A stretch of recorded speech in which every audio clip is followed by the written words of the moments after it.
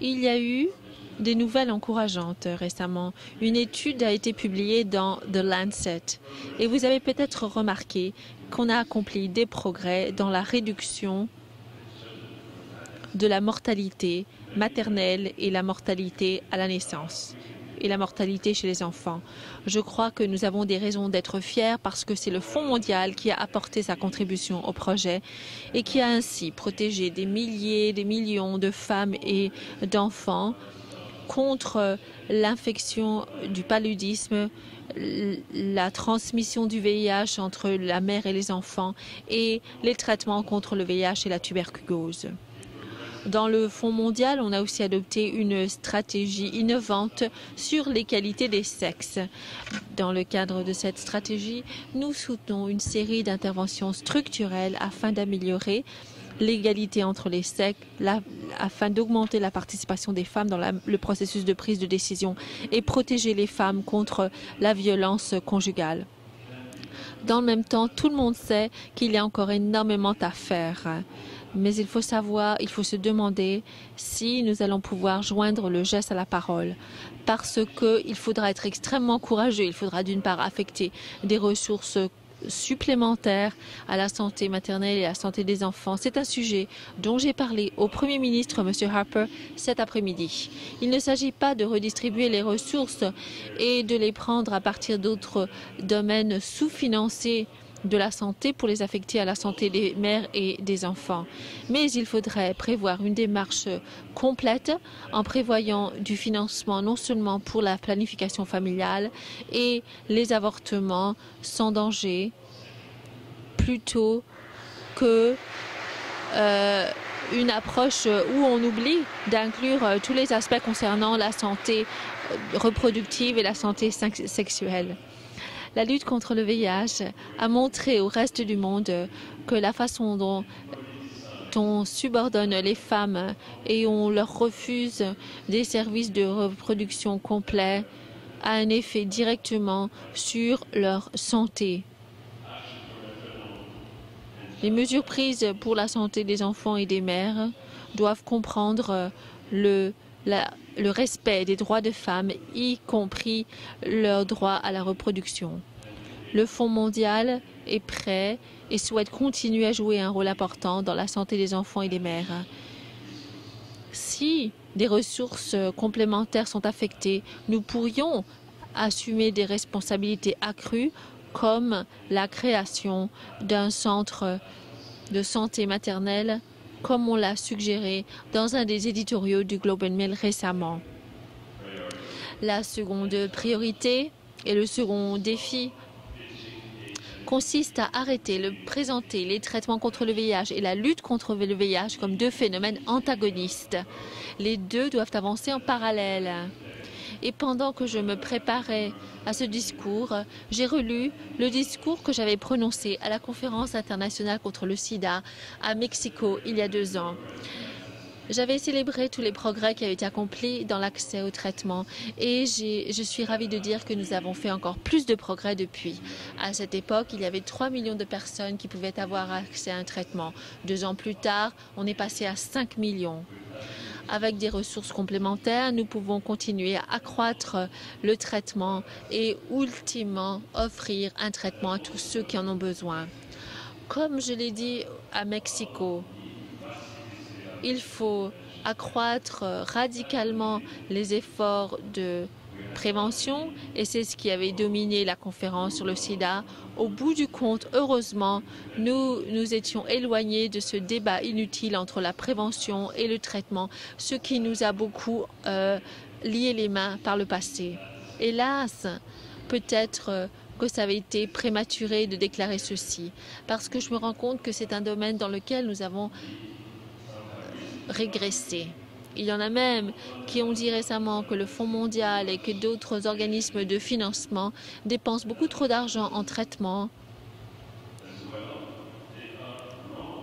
Mais ils ont tort, parce qu'au Fonds mondial, nous finançons des programmes établis à l'échelle du pays afin de mettre en œuvre une démarche équilibrée et intégrée qui offre à la fois des services de prévention et de traitement et des soins. En plus, investir dans des traitements, c'est avantageux en matière d'hygiène publique parce que nous ne pourrons pas arrêter la contagion du VIH tant que nous n'accroîtrons pas nos efforts à la fois du volet prévention, le volet prévention et sur le traitement. Nous savons que les gens ne vont pas déclarer leur séropositivité s'ils n'ont pas accès au traitement.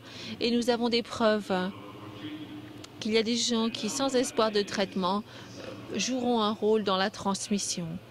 Et on en parle même au Canada, dans le centre d'excellence, qui nous dit que le traitement antirétroviral joue un rôle positif dans la réduction du taux de transmission. Donc, débarrassons-nous de ce débat et augmentons à la fois la prévention et le traitement. Voici la troisième priorité. Il faut prendre des mesures sérieuses sur le VIH et sur les droits de la personne. Il y a beaucoup trop de gens dans le monde qui ne peuvent pas faire respecter leurs droits, malgré les preuves qu'on a comme quoi la protection des droits de la personne sont cruciales pour pouvoir réagir efficacement au sida.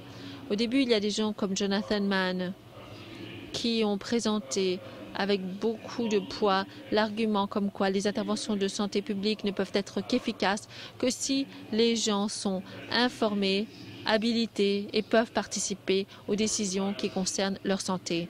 Il a travaillé d'arrache-pied pour présenter au reste du monde l'idée qu'une santé améliorée ne peut pas être obtenue sans respect des droits de la personne fondamentaux et que les droits de la personne sans la santé ne signifient rien.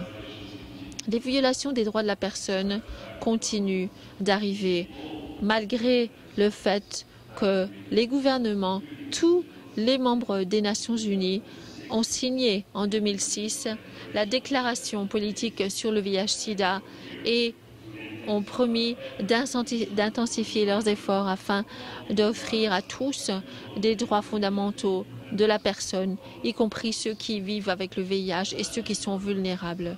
Dans certains domaines, oui, il y a eu des progrès, tout particulièrement aux États-Unis.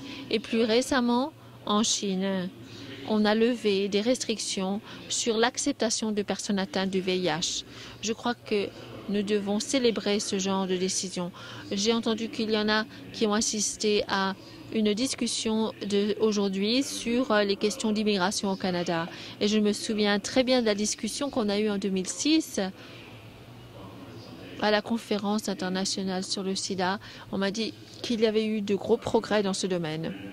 Je voudrais donc vous féliciter de vous être battu contre ces restrictions discriminatoires qui ignorent les contributions que peuvent apporter à une société des personnes vivant avec le VIH.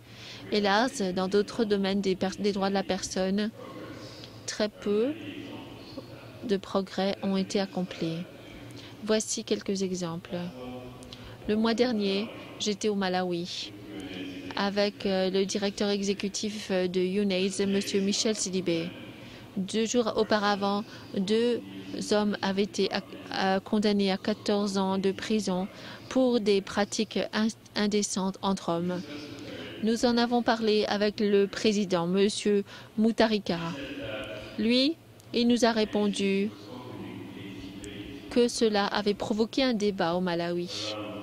Un débat qui portait sur les ramifications en matière de santé et de culture des lois qui pénalisent l'homosexualité.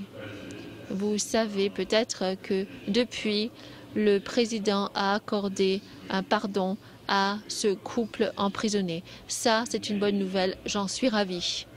Hélas, dans beaucoup d'autres pays en Afrique, les hommes gays et les hommes qui ont des relations sexuelles avec d'autres hommes sont la cible de campagnes de haine. Ils ont souvent été arrêtés, détenus et reconnus coupables.